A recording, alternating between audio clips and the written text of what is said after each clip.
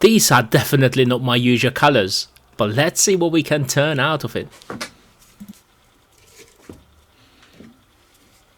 So welcome back on my channel for another video, and this time I will be turning some Mallee balls and epoxy resin into an awesome looking hybrid pepper mill. An actual functional pepper mill.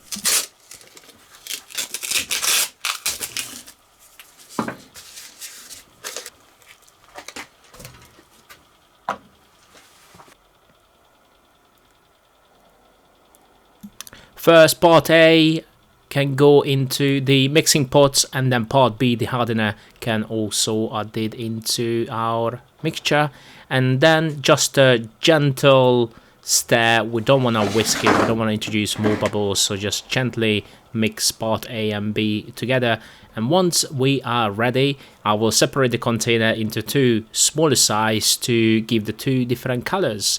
And today we are working with rather extreme colors, or at least in my color palette. And I'm using some silver pigments, which has very, very intense silver color, along with some dark purple color. And how I envision this project, I wanted the colors to stay separated, so hopefully it won't be blended together and form a single color, which don't really know if you mix silver and purple together what we will end up. But my plan was to kind of have the swirls, as you can see I'm creating here with a stick, and hopefully once it cures you will still see the different swirls going around in the resin. At least that was my plan, or that is my plan, but sometimes things don't work out. Then into my pressure pot for overnight, adding some pressure all the way up to 60 psi or 4 bars, and let it cure.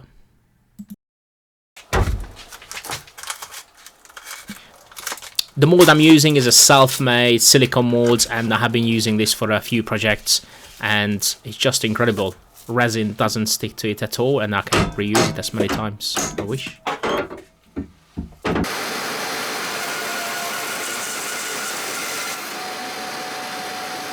Sometimes I get the question why I don't trim my pieces before I go onto the lathe and starting with a round shape rather than a square. So here we are.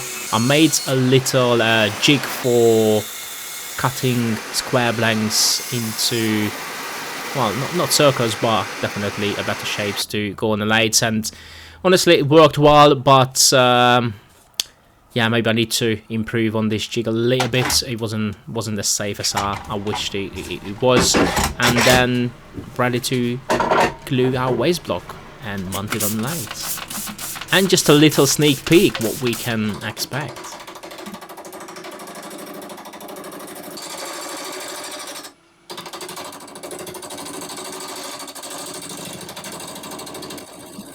I don't like repeating myself, but I will just briefly cover. I'm using a negative rake scraper bits.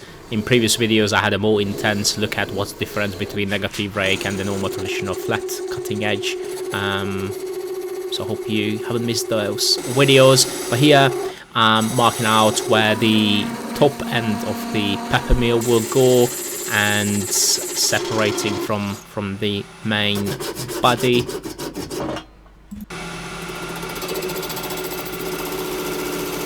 Here I'm cutting a tenon as well, so once I need to reverse mount, I can just put this in my chuck to finish the bottom side of the pepper mill as well.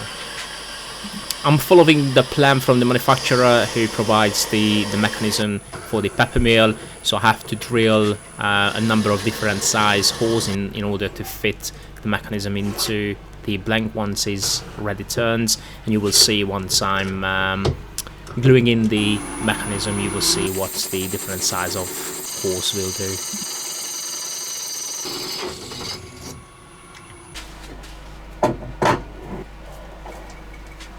This is the bottom side of the project. This is where the actual cutting mechanism will sit. So again, I'm using a number of different Forstner bits to cut the right size in order to get the mechanism to fit right at the inside of this piece. Once the main body is ready, I'm able to mount the top part. So this is where the twistable part will go into. So this requires only just one single hole to be drilled out, and then I can glue into one part of the mechanism. This is where the steel shaft will go into to allow the piece to be rotatable. Using 5 minutes epoxy resin, the same resin I use normally to mount my pieces onto the vase block. It works really well. So previously I inserted the white plastic mechanism into the blank, and I'm just using my tailstock to push the piece into the wood.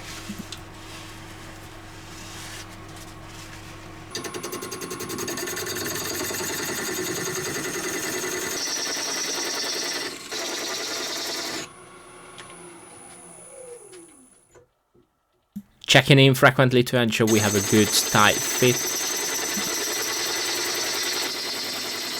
until we have the right shape at the end to fit perfectly into our main body.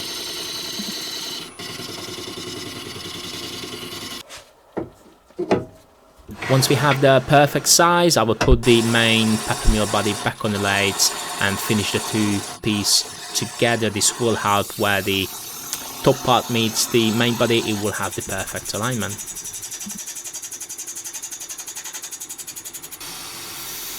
And who doesn't like a little bit of a slow motion?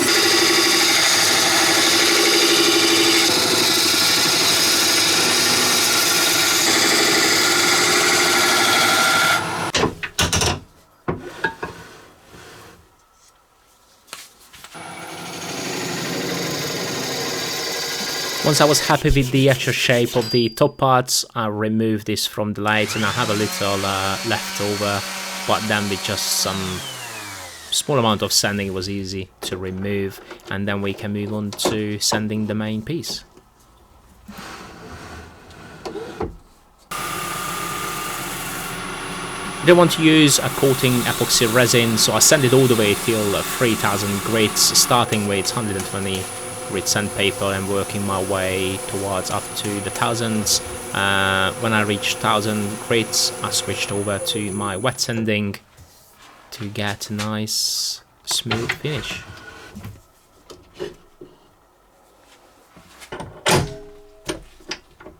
Then repeated the same method with the top parts, using a little leftover from the shaft what will go into this piece as well at a later stage, and it was the perfect solution to allow me to sand this piece perfectly.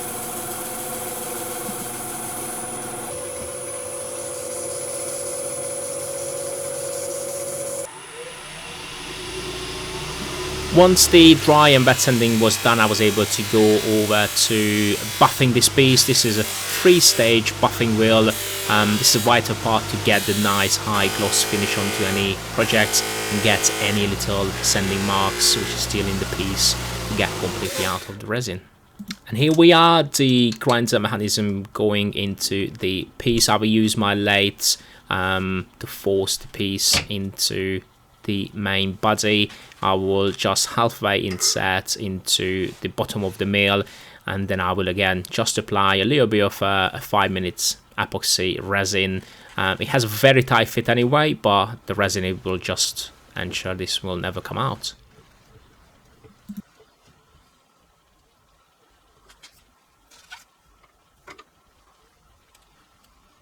And here we are, a little demonstration how the pepper mill works. It has a very tight fit at the top, which is brilliant, so it keeps the two parts well together. And I'm using some pepper mill to demonstrate this fully functional hybrid pepper mill.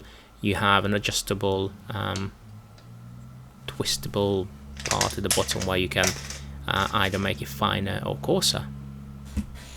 So hopefully you enjoyed this week's project video. Thank you for watching and see you back next week.